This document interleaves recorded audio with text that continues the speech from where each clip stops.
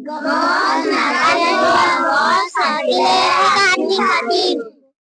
morning everyone. সকলোকে স্বাগতম জনাইছো সপোনৰ সেউজ অসমৰ অন্য এক ভিডিঅ'লৈ। আজি আমি বিদ্যালয়সমূহৰ বৃক্ষৰোপণৰ কাম আৰম্ভ কৰিম। গতিকে ভিডিঅ'টো আজি ইয়াৰ পৰা আৰম্ভ কৰিছো। বন্ধুসকল, আমি আজি পালোহি 4 নং পূৰ্বজ্যোতি প্ৰাথমিক বিদ্যালয়। 4 নং পূৰ্বজ্যোতি প্ৰাথমিক বিদ্যালয়ত আজি আমি বৃক্ষৰোপণৰ কাৰ্য আৰম্ভ কৰিম।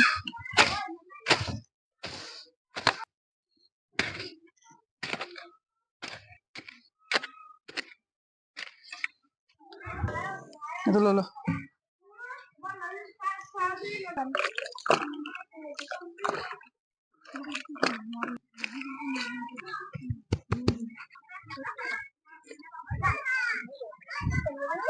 pukul jam tidur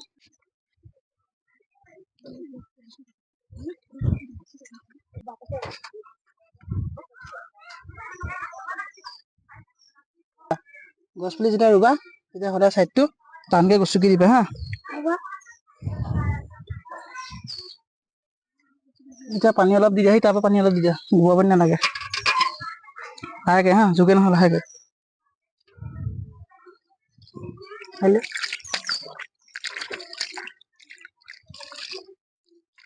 হৈ যাব। কাইলৈ পৰা ৰাতিপুৱা পানী কোনে দিব? তোমালোকৰ পৰা কোনে কোনে দিবা কোৱা? চবে দিবা? এই গছ পুলিখিনি কাৰ বাবে? তোমালোকে পানী দিবা নে?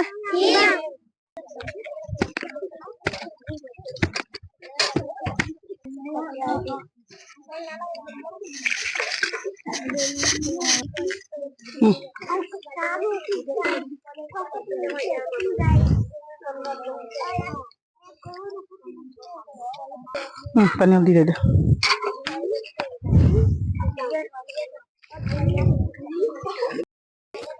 আজি কাৰ বাৰ্থডে আছিলে? আজি কাৰ বাৰ্থডে? তোমাৰ বাৰ্থডে। তুমি তোমাৰ বাৰ্থডে নামত এটা গছ পুলি ৰুবা নে ইয়াত? ৰুবা? আহা।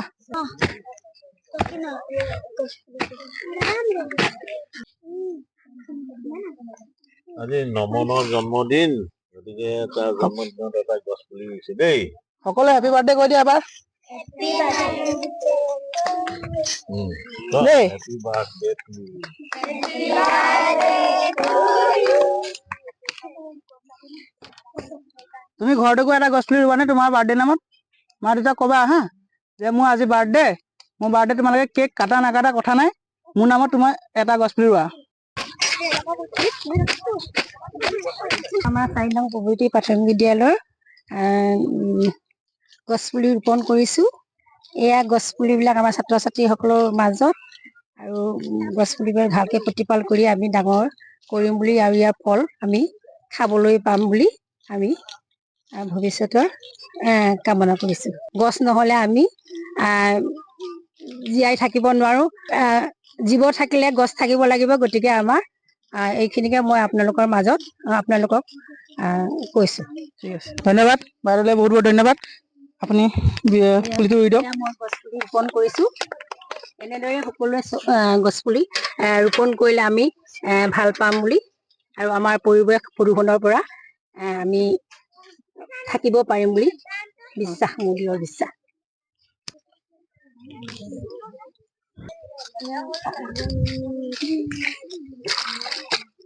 হৈ যাব, বেছি দিলে মৰি যাব।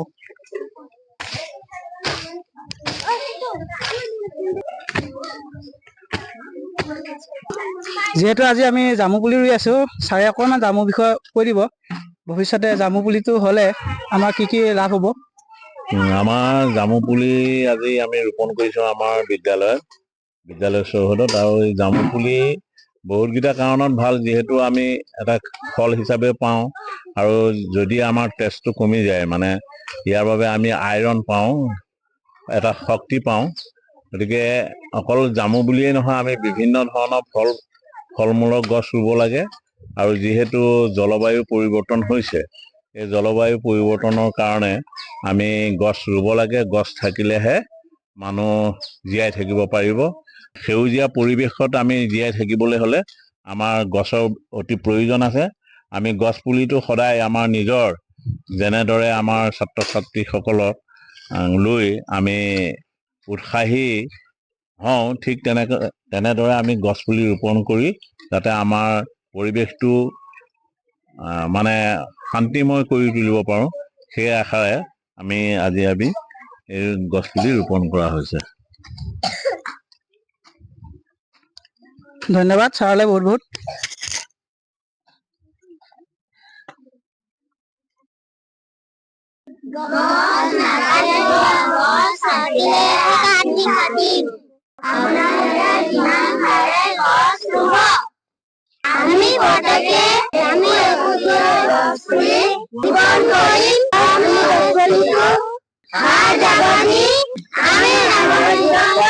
গছ থাকিলেহে